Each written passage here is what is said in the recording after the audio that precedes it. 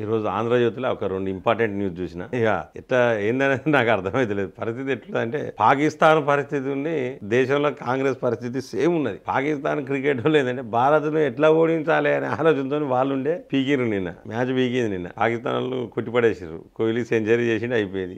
కోహ్లీ నరేంద్ర మోడీ లెక్కనే, అమిత్ షా లెక్కనే ఉన్నది కథ. కోహ్లీది కూడా సేమ్. పాకిస్తాన్ క్రికెట్ వాళ్ళ ఆలోచన ఎట్లా భారత్ను ఓడించాలి అనే ఆలోచన వాళ్ళకు ఉండే. ఈ ఖర్గే అసలు బీజేపీని ఎట్లా ఎదుర్కొందాం, ఈ 8వ తారీఖు 9వ తారీఖు ఏఐసిసి సమావేశాలని దాంట్లో ప్రణాళిక చాలా పెద్ద ఎత్తున ప్రణాళిక చేస్తారట. ఇంకేమున్నది, లొట్టపీసుల ప్రణాళిక, బొచ్చులో ప్రణాళిక, ఇంకేమున్నది మిత్రులారా. ఆల్రెడీ వీళ్ళు చేయాల్సిన ప్రణాళికలు అయిపోయినాయి. మొత్తం కూటమంతా తయారు చేస్తుంది. కూటమి సంగనాగిపోయి ఇప్పుడు ఎవరన్నా మీతో కలిసే పరిస్థితులు ఉన్నాడా? ఫస్ట్ ఆఫ్ ఆల్ ఖర్గేకు వయసు అయిపోయింది, ఆయన రిటైర్మెంట్ ప్రకటించాలి. ఇక వయసున్న రాహుల్ గాంధీకి పేరు లేదు. మీరు మాకు ఒక అసెట్, కాంగ్రెస్ అనేది బీజేపీకి ఒక అసెటే. ఇక అందులో నో డౌట్. మీరు ఉన్నన్ని రోజులు దేశం మీరు ఇట్లనే ఉండాలి. మేము ప్రభుత్వాన్ని ఏర్పాటు చేస్తూనే ఉంటాం, దేశం రక్షణ ఉంటుంది. ప్రజలందరూ అదే కోరుకుంటారు. అందుకనే 4-5 పూర్తిగా జీరో కొట్టకుండా అట్లా 4-5 అట్లా పడేస్తారు మీకు సీట్లు. అంటే ఖర్గే పరిస్థితి ఏంటంటే ఏం చేసినా అది ఓడిపోతలేదు. చూసి చూసి చూసే ముసలోడు అయిపోయింది ఖర్గే. రాహుల్ గాంధీ ముసలోడు అయిపోయిండు. ఇక ఆయన యూత్ అనుకుంటారు చాలా మంది, ఆ జిన్ పాయింట్లు అవి వేసి, ఆ టీ షర్ట్లు వేసి ఉరుకుతా అంటే ముద్దులు పెట్టుకుని యూత్ అనుకుంటారు. కానీ ఆయన ముసలోడు అయిపోయాడు రాహుల్ గాంధీ. చాలా పెద్దోడు రాహుల్ గాంధీ. సీనియర్ నాయకుడు అయినా రాహుల్ గాంధీ నిప్పని కాంగ్రెస్ సీనియర్ నాయకుడు రాహుల్ గాంధీ అనాలి. ఇక పెళ్ళైందా కాలేదు నాకు తెలియదు. ఎందుకంటే ఈయనైతే పెళ్ళైతే కాలేదు, ఇక్కడైతే భారతదేశంలో అయితే లేదు. కానీ మరి పెళ్లి కాలేదు. యూత్ అంటే ఆ వివరాలు మనకు తెలియదు కాబట్టి మనం ఆ వివరాలు మాట్లాడుకోకపోవడం మంచిది. అది తెలియదనే మాట్లాడతారు మిత్రులారా.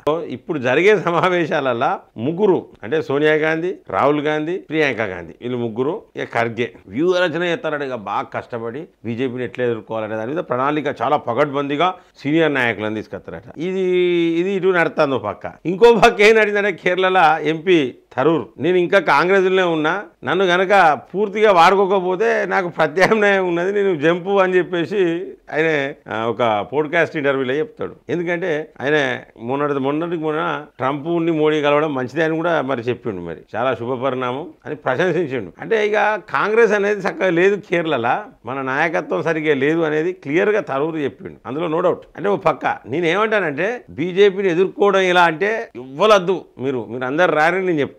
నాకు తెలిసిన లాంగ్వేజ్లో నేను చెప్తా. బీజేపీని ఎదుర్కోవడం చాలా ఈజీ. ఇది మీరు రాసుకోర్రి. పొద్దుగాలనే మంచిగా యోగా చేయండి. అడమైన తలకాయలో పెట్టుకొని పెండ అది ఇది పెట్టుకోకండి తలకాయలల్లో. మీ తలకాయలల్లో పెండనే ఉంటుంది ఎప్పుడు చూసినా. మిమ్మల్ని హిందువులు వచ్చిన దెబ్బకు కోలుకుంటలేరు మీరు. మీకు తెలుస్తలేదు. మీకు అసలు ఫస్ట్ ఆఫ్ ఆల్ మంచిగా స్ట్రాటజిస్టులను పెట్టుకొని అడగాలి, మేము ఎందుకు ఓడిపోతాను అని ఆయన అడగారు. చెప్తారు. హిందువులు దెబ్బ కొడితే చెంప మీదకి వెళ్ళి కళ్ళు తిరిగి పడిపోయారు. మీరు గట్లయింది మీ బతుకు. మీరు హిందువులను ఎంత తక్కువ ఎంత నీచంగా చూసినారో మీకు అంత దెబ్బైంది. ఫస్ట్ ఆఫ్ ఆల్ మీరు ఎవరికి సహాయం చేస్తారు? మొన్న రేవంత్ రెడ్డి కూడా ముస్లిం ఉద్యోగులకు గుడ్ న్యూస్ అట. మాకు ఎప్పుడు లేదు గుడ్ న్యూస్లు, వాళ్ళకే ఇక మొత్తం. ఇక మీకు ఓటు ఎక్కడ చెల్లేస్తారు రేపు? ఓటు మమ్మల్ని విభజించి మీరు పాలించాలనుకున్నారు. బ్రిటిష్ వాడు చెప్పినట్టు మిమ్మల్ని సావు దెబ్బ కొట్టారు. కాబట్టి కేవలం మీకు దాగిన దెబ్బ హిందువుల దెబ్బనే. మీ జీవితంలో మీరు హిందువులతో మంచిగా ఉన్నారు. మీ జీవితంలో అధికారం మీకు రాదు. ఏం చేసినా నడతాండు, ఉరుకుతాండు, చలికి వణుకుతాండు, ఎండకి ఎండుతాండు, కజినోళ్ళల్లా ముందులు పెట్టుకుంటూ పోతాడు రాహుల్ గాంధీ. కానీ మిమ్మల్ని కనికరిస్తలేరు. మీరు ఏం చేసినా. ఏంది కాశ్మీర్ నుండి కన్యాకుమారి వరకు పాదయాత్ర, బస్సు యాత్ర, తుస్సు యాత్ర, నీ పెండాకుడి యాత్ర, ఇవన్నీ చేసిర్రు. సంకనాకిపోయారు. భారత్ జోడో యాత్ర పేరు మాత్రం భారత్ అని ఉన్నది. ఇండియానే ఉండాలనే కానీ పేరు మాత్రం వాళ్ళు మాత్రం భారత్ జోడో యాత్ర. ప్రతిదీ హిందూ ఓటర్లు ప్రతిదీ గమనిస్తాను మిత్రులారా. కాంగ్రెస్ హిందువులకు వ్యతిరేకమని ప్రతి ఒక్కరికి తెలిసిపోయింది. సావు దెబ్బ కొడతారు. ఇక మిగిలింది సౌత్ ఇండియాలో కూడా బొత్సు మీకు ఉన్నాయి. కర్ణాటక ఇక్కడనే ఇవి కూడా వీక్తాయి. తెలంగాణ, కర్ణాటక కూడా మీది వీక్తుంది. అలా no doubt. Bharatiya Janata party వచ్చింది. ఇక మళ్ళా చెప్పుకుంటే మీకు పరిస్థితి ఏంటంటే ఒకసారి సర్వే చేయించారు. బీజేపీ గ్రాఫ్ పెరిగింది సౌత్ ఇండియాలో, చాలా పెరిగింది. అట్లనే దేశం మొత్తంలో మొన్నటి ఎన్నికలతో కంపేర్ అయితే ఇంకా పెరిగింది గ్రాఫ్. మీకు అధికారం అనేది ఎన్నటికీ రాదు, మీరు మర్చిపోరు. ఫస్ట్ మీ దాంట్లో ఉన్న వాళ్ళని కాపాడుకునేందుకు ప్రయత్నం చేయండి. ఎవరు ఉండరు. ముఖ్యమంత్రులే వీకేటట్టున్నారు. మీ దాంట్లో ముఖ్యమంత్రులే మీ పార్టీని వదిలిపెట్టేట్టున్నారు. తెలంగాణ ఉంది, కర్ణాటక. మీ పరిస్థితికి అది ఎప్పుడు ఉంటుందో ఎప్పుడు ఊలిపోతుందో తెలియని పరిస్థితులు మీ గవర్నమెంట్. ఎట్లున్నా తుఫాన్ లెక్క లడుకున్నా పోతుంది ఇక కాంగ్రెస్. అంతే. ఇక ఏదో వర్షాకాలంలో ఇట్లా ఎప్పటికీ ముసురు పడ్డట్టు వర్షాలు పడు కాదు. సఫన్ వస్తుంది, సఫన్ వెళ్ళిపోతుంది. అంతే. మీ తెలంగాణలో మీ పరిస్థితి అంతే. కర్ణాటక అసలు తెలంగాణలో గ్రాఫ్ ఎట్లా పడిపోయింది కాంగ్రెస్. మీకు ఇప్పుడు స్థానిక సంస్థల ఎన్నికలలో దెబ్బ కొడితే దిమ్మ తిరిగి మైండ్ బ్లాక్ అవుతుంది. మీకు అక్బరుద్దీన్ ఓవైసీ, అసదుద్దీన్ వీళ్ళే కదా మీకు కావాల్సింది. మేము ఎందుకు? ఇక కాబట్టి మీకు ప్రజలు తగిన శాస్తి ఖచ్చితంగా ఇంకా మళ్ళీ తెలంగాణలో చెప్తారు. అంటే ఈ రెండు న్యూస్ చూసినా ఏంటంటే కాంగ్రెస్ మీద కాంట్రవర్షియల్ స్టేట్మెంట్ ఇస్తాడు. ఎవరు? తరూర్, ఎంపీ తరూర్, కేరళ సినిమా లేదు, అయిపోయా కాంగ్రెస్. తర్వాత ఇక్కడ ఖర్గే మేము ఎట్లా ఎదుర్కోవాలి అనే దాని మీద ఇక మొత్తం బీజేపీని ఎదుర్కొనేందుకంటే మొత్తం నీతో అవుతుందా ఖర్గే? ఒక్కసారి ఆలోచించండి మిత్రులారా. కమిట్మెంట్ ఉన్న ఒక్క లీడర్ను చూపించారు కాంగ్రెస్. ఒక్కరన్నా మీరు రాహుల్ గాంధీ కంటే మా రేవంత్ రెడ్డి లక్ష బలనయం. అది రేవంత్ రెడ్డికి కూడా తెలుసు పాపం. ఈ దగ్గర పని చేస్తారేందని అనుకుంటారు. అప్పుడప్పుడు మనసులు ఉంటుంది కానీ బయట పెట్టాడు అంతే రేవంత్ రెడ్డి. ఎవరైనా అంతే కదా. ఖర్గే లీడరా? మీకు ఒక ఎంపీ అక్కడ ఖాళీ అయితే మళ్ళీ ఆ కుటుంబంలోకి వెళ్ళే ప్రియాంక గాంధీ ఉండాలి. ప్రియాంక గాంధీ ఒక్కటే కుటుంబంలో సోనియా గాంధీకి, ప్రియాంక గాంధీకి, రాహుల్ గాంధీకి, ముగ్గురికి. మీరు ఎక్కని చేయలేలా, గాంధీలు ఎక్కని చేయలేరు. మీరు గాంధీలు ఎక్కని చేయలేరు. ఇవన్నీ అంటే పక్కకు గాంధీ అని పెట్టుకోగానే గాంధీలు గారు గుర్తుపెట్టుకోరు. కుటుంబం మొత్తం ఉండాలి. అలా పోయి రాజ్యసభలో ఒక్కరు, దీంట్లో లోక్సభలో ఇద్దరు, కథం కుటుంబం. ఇది ఏంటంటే ఒక ఫ్యాషన్ అయిపోయింది. రాజకీయాలంటే ఫ్యాషన్ అయిపోయింది. ఒక స్టేటస్ సింబల్. అంటే ఒక మనిషికి ఒక కారు ఉండాలి ఉంటే స్టేటస్ సింబల్, ఒక బిల్డింగ్ ఉండాలి స్టేటస్ సింబల్, ఓ మంచి ఐఫోన్ ఉండాలి స్టేటస్ సింబల్. సో మీకు పదవి అనేది ఒక స్టేటస్ సింబల్ అయిపోయింది. గన్మేన్ ఉండాలి, పదవి స్టేటస్ సింబల్ అయిపోయింది. ప్రజలందరూ గమనిస్తారు. మా సొమ్ము ఒట్టిగా దొబ్బి తింటారు మీరు. మిమ్మల్ని మొత్తం ఇటలీకి బిస్తర్ కట్టించే టైం దగ్గర పడ్డది. బిస్తర్ కట్టించుడే మిట్లారా. నేనైతే అది చూసిన కాంచెల్లి నాకు ఒకటే నవ్వుతాను. అసలు ఎట్లా ఎదుర్కోవాలని నేను చెప్తానే కదా. నేను గతంలో కూడా చెప్పిన భారతీయ జనతా పార్టీని ఎదుర్కోవాలంటే ఫస్ట్ హిందువులతో మంచుకుండండి. మీరు హిందువులందరితో మంచుకుండాలి. Number 1 point. నెంబర్ 2 పాయింట్, మీరు మోడీ కంటే మంచుకున్న మీ దాంట్లో ఒక్క నాయకుడిని చూపించండి. మీ దాంట్లో కాదు, దేశం మొత్తంలో చూపించండి, ప్రపంచం మొత్తంలో చూపించండి మోడీ కంటే మంచుకున్న నాయకుడిని. మీతో కాదు, మీ అయ్యలతో కూడా కాదు చూపించేదందుకు.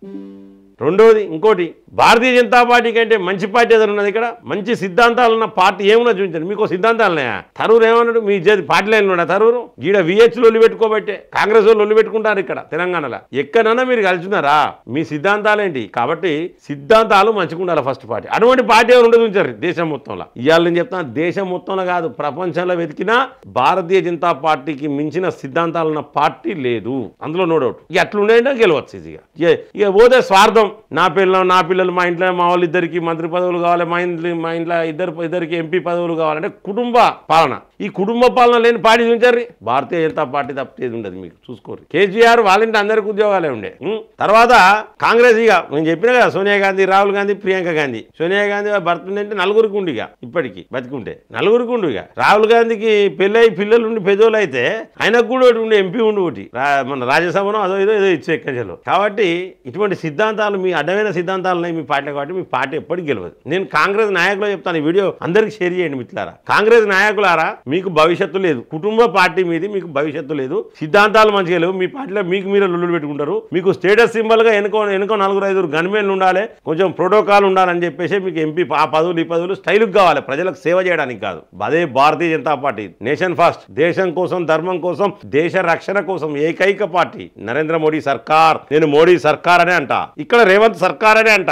తేడా చాలా ఉంటుంది మోడీ సర్కార్ కు, రేవంత్ సర్కార్ కు, రాహుల్ గాంధీకి. అది చాలా తేడా ఉంటుంది. ఏరియాల్లో ముంచినప్పుడు ముంచక ముందు ఉన్న తేడా ఉంటుంది, చాలా తేడా ఉంటుంది. కాబట్టి మీ పార్టీ గెలవాలంటే ఇవన్నీ ఉన్నాయంటే మీది కాంగ్రెస్ పార్టీ ఎట్లయితుంది? ఇవన్నీ మంచి సిద్ధాంతాలన్నాక మీది కాంగ్రెస్ పార్టీ ఎక్కడ అవుతుంది? కాంగ్రెస్ పార్టీ అంటేనే మీరు అట్లనే ఉండాలి. రౌడీజం చేయాలి, గుండాయిజం చేయాలి, మాఫియాలు లెక్క ఉండాలి, సంపాలే, కొట్టాలి, మర్డర్లు కావాలి, రేపులు కావాలి, మైనర్ల రేపులు కావాలి, లూటీలు కావాలి, స్కాములు కావాలి. ఇవన్నీ అయితేనే అప్పుడే ఇవన్నీ అయిన పార్టీ ఏంటిదని ఒక క్వశ్చన్ అడిగితే అది కాంగ్రెస్ పార్టీ అంటారు ఎవరైనా. కాబట్టి మీ పార్టీ పరిస్థితి గది. భారతీయ జనతా పార్టీ పరిస్థితి హిందువుల దెబ్బకు సావు దెబ్బ కొట్టిరు మీరు. మిమ్మల్ని హిందువులు సావు దెబ్బ కొట్టిరు. హిందువులల్లో ఐకమత్యం ఉన్నది, ఇంటి లేదని ఎవడంటాడు? 100% చెప్తారే కదా, హిందువులలో ఐకమత్యం ఉన్నది. మీ బతుకులు ఏంటంటే ఎప్పుడు చూసినా అడ్డమైన బతుకులు. ఇక కులాల వారిగా విభజించాలి, ఈ విధంగా విభజించాలి, చేయాలని అడ్డమైన బతుకులు.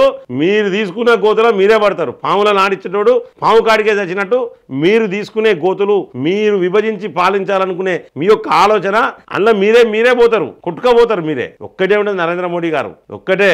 దేశం మొత్తం అందరం ఒక దిక్కు ఉండాలి, ఒక తాటి మీద ఉండాలి, ఐకమత్యంగా ఉండాలి, దేశాన్ని అందరం కాపాడుకోవాలి సైనికులు లెక్క అని. స్వార్థం, నిలువెల్ల స్వార్థం. కాంగ్రెస్ పార్టీ అంటేనే స్వార్థం. అందుకే అంటే కదా దేశానికి దరిద్రమే కాంగ్రెస్ పార్టీ అని చెప్తా. మిత్రులారా, దయచేసి మీకు ఈ యొక్క వీడియో నచ్చినట్లయితే ఖచ్చితంగా లైక్ చేయండి. మీ యొక్క అభిప్రాయాన్ని కామెంట్ బాక్స్లో రాయండి. సబ్స్క్రైబ్ చేయని వాళ్ళు మన ఛానల్ సబ్స్క్రైబ్ చేయండి. బెల్ బటన్ నొక్కడం మర్చిపోకండి మిత్రులారా. జై హింద్, జై భారత్.